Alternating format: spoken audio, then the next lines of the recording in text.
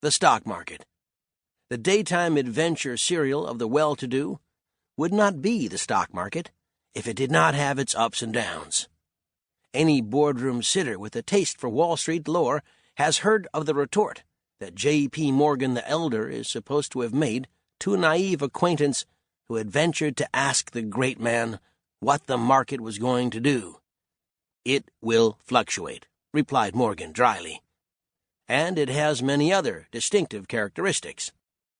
Apart from the economic advantages and disadvantages of stock exchanges, the advantage that they provide a free flow of capital to finance industrial expansion, for instance, and the disadvantage that they provide an all-too-convenient way for the unlucky, the imprudent, and the gullible to lose their money, their development has created a whole pattern of social behavior, complete with customs, language, and predictable responses to given events.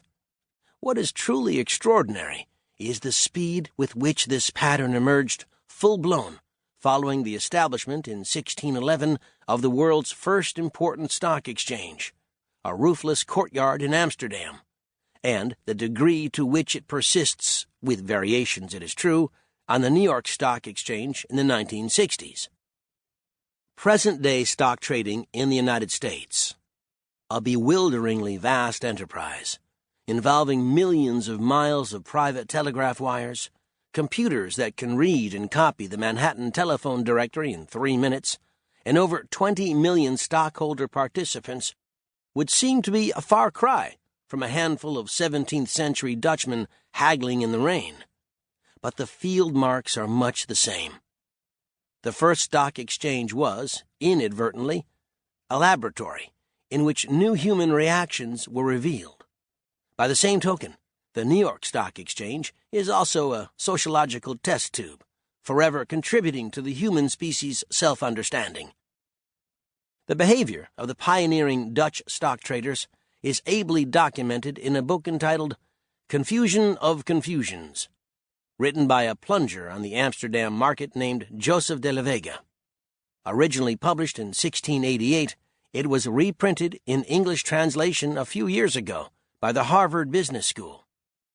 As for the behavior of present-day American investors and brokers, whose traits, like those of all stock traders, are exaggerated in times of crisis, it may be clearly revealed through a consideration of their activities during the last week of May 1962, a time when the stock market fluctuated in a startling way. On Monday, May 28th, the Dow Jones average of 30 leading industrial stocks, which has been computed every trading day since 1897, dropped 34.95 points, or more than it had dropped on any other day except October 28, 1929, when the loss was 38.33 points. The volume of trading on May 28th was 9,350,000 shares, the 7th largest one-day turnover in stock exchange history. On Tuesday, May 29th, after an alarming morning when most stocks sank far below their Monday afternoon closing prices, the market suddenly changed direction, charged upward with astonishing vigor, and finished the day with a large, though not record-breaking, Dow Jones gain of 27.03 points. Tuesday's record, or near record, was in trading volume. The 14,750,000 shares that changed hands added up to the greatest one-day total ever, except for October 29, 1929, when trading ran just over 16 million shares. Later in the 60s, 10, 12, and even 14 million share days became commonplace. The 1929 volume record was finally broken on April 1st, 1968, and fresh records were set again and again in the next few months. Then on Thursday, May 31st, after a Wednesday holiday in observance of Memorial Day, the cycle was completed. On a volume of 10,710,000 shares, the fifth greatest in history, the Dow Jones average gained 9.40 points, leaving it slightly above the level where it had been before all the excitement began. The crisis ran its course in 3 days, but needless to say, the post-mortems took longer.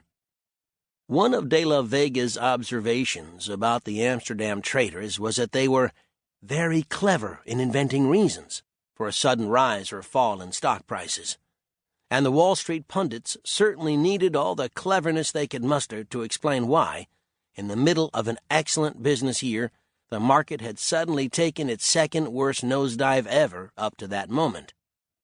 Beyond these explanations, among which President Kennedy's April crackdown on the steel industry's planned price increase ranked high, it was inevitable that the postmortems should often compare May 1962 with October 1929.